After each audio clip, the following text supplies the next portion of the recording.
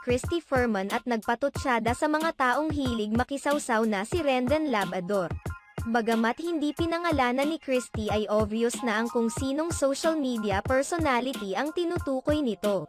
Si Rendon Labrador kasi ang nangangalampag sa MTRCB Chairwoman Lala Soto patungkol sa viral video ng mga magulang nito na si Tito Soto at Helen Gamboa.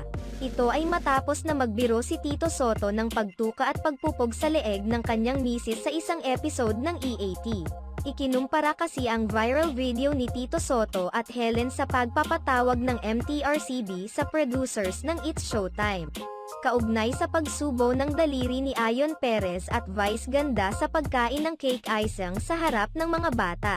Si MTRCB Chairwoman Lala Soto Antonio ay nasa gitna ng kontrobersya ngayon. Hindi na po namin babanggitin kung sino yung nagpapasimuno sa panliligalig sa tagapamuno ng